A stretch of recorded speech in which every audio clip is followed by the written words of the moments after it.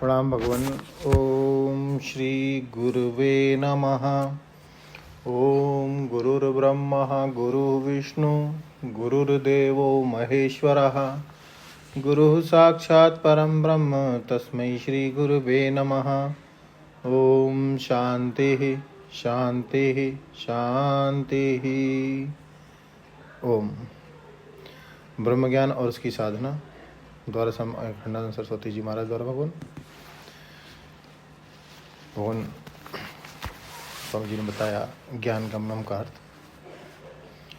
कि ज्ञान गम्यम का अर्थ है साधनों से संपन्न अधिकारी जब सदगुरु के सामने जाके बैठता है और वह एक बार तत्व श्रवण करता है तो श्रवण मात्र से ही वह कृतार्थ हो जाता है। स्वामी जी कहते हैं कि तत्व श्रवण मात्रेण शुद्ध बुद्धि निराकुलः आजीवम अपि जिज्ञासु परः तत्र विमुह्यति। असल में कुसंग सबसे बड़ा बाधक है। कुसंगी अहम की परिच्छिन्नता को छिन्न नहीं होने देता। कुसंग कौन है? जो अहम की परिच्छिन्नता को छिन्न ना होने दे। आदमी का भी कुसंग होता है। अहम अर्थ को ब्रह्म जानने में जो बाधा डाले वह सब कुसंग है। तो साधन संपन्न होकर एक बार श्रवण कर लें। उपनिषद में आता है सकृद विभातम, एक बार केवल प्रकाश हो गया तो यह बोध हो जाएगा कि मेरे अतिरिक्त और कुछ नहीं है। ज्ञान भी मैं ही हूँ, ज्ञेय भी मैं ही हूँ, ज्ञाता भी मैं ही हूँ। हृदय सर्वस्व विशिष्टतम, बोले यह परमात्मा रहता कहाँ है? अच्छा, अब तुम जाओ जरा 7वें आसमान की सैर कराओ। अभी पारस पत्थर ढूंढने निकला तो अपने कपड़े की गांठ में पारस पत्थर बांधे हुए था और ढूंढ रहा था। गृहे नष्टम वने मृग्यते, वस्तु अपने घर में खो जाती है, उसको ढूंढने के लिए कोई जंगल में नहीं जाता।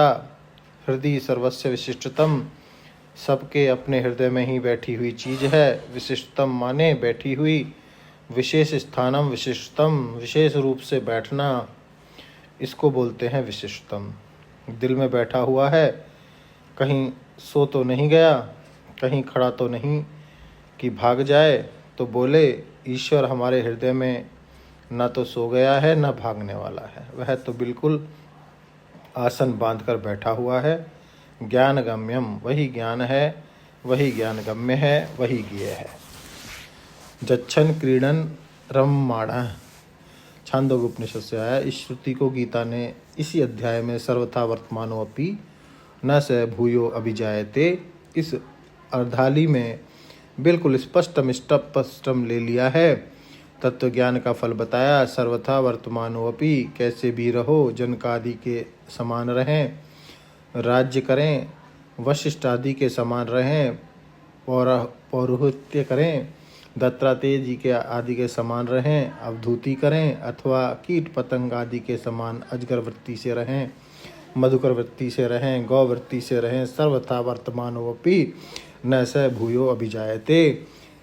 क्या महिमा है आत्मज्ञान की, उसका भी साक्षी है। आदित्य वर्णम तमसः परस्तात्। एक प्रश्न है कि वह है कहाँ, उसकी उपलब्धि कहाँ हो गई।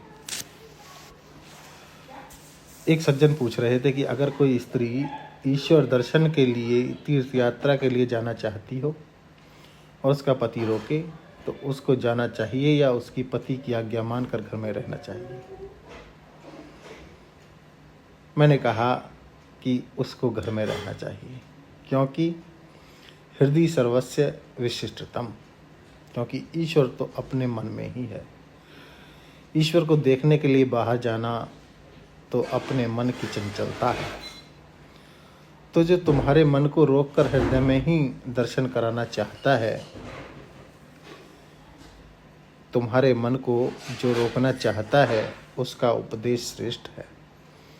और जो तुम्हारे मन को चंचल करके मंदिर में ले जाना चाहता है, तीर्थ में ले जाना चाहता है, जंगल में ले जाना चाहता है, वह समझता नहीं है कि काहे रे बन खोजन जाई।